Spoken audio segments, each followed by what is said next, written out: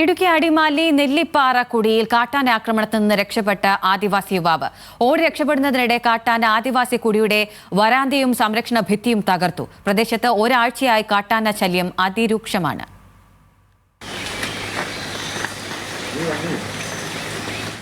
അടിമാലി നെല്ലിപ്പാറക്കുടി സ്വദേശി അപ്പു എന്ന യുവാവ് തലനാരിഴയ്ക്കാണ് കാട്ടാനയുടെ മുൻപിൽ നിന്ന് രക്ഷപ്പെട്ടത്. രാവിലെ 7 മണിയോടെ ജോലിക്കായി വീട്ടിൽ നിന്നിറങ്ങിയപ്പോഴാണ് കാട്ടാനയ്ക്ക് മുൻപിൽപ്പെട്ടത്. ഓടിത്തിരികെ വീട്ടിൽ കയറിയെങ്കിലും ആന പിന്നാലെ എത്തി വീടിന്റെ സംരക്ഷണ ഭിത്തി ഉൾപ്പെടെ തകർത്തു. ജനങ്ങളുടെ നേരെ ആന തിരിഞ്ഞു ഓടി വരികയും വീട് തല്ലി മറിക്കുകയും അങ്ങനെയുള്ള ഭയങ്കര അക്രമ സാധ്യതയുള്ള ആനയാണ് ഇപ്പോൾ വന്നിരിക്കുന്നത്. വീട്ടിൽ നിന്ന് ഇറങ്ങി ഒരു 2 മിനിറ്റ് ആയതേ ഉള്ളൂ. ആ സമയത്ത് ഞാൻ കറക്റ്റ് പോകുന്ന സമയത്തായിരുന്നു.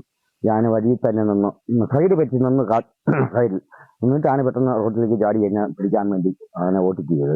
ഓടിച്ച് വീട്ടിൽ ഞാൻ ഓടി കയറിയിട്ടും എൻ്റെ പുറകെ ഓടി വന്നിട്ട് ഈ വീട്ടിൻ്റെ നടഭാഗത്തുള്ള സൈഡെല്ലാം തള്ളി ഇരിച്ച്. ഒരാഴ്ചയായി 2 ആനകൾ ചേർന്നാണ് മേഖലയിൽ കൃഷിനാശം പടർത്തുന്നത്. ഏക്കർ കണക്കിന് കൃഷിയാണ് കാട്ടാന ഇവിടെ നാമാവശേഷമാക്കിയത്.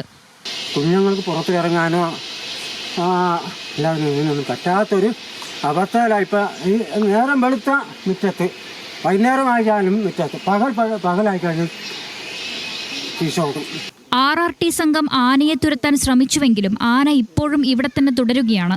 രാത്രിയായാൽ വീടിന് പുറത്തിറങ്ങാൻ ഭയമാണെന്നും മേഖലയിൽ മൊബൈൽ റേഞ്ച് ഇല്ലാത്തത് മറ്റൊരു വെല്ലുവിളിയാണെന്നും വീട്ടമ്മമാർ ഉൾപ്പെടെ പറയുന്നു.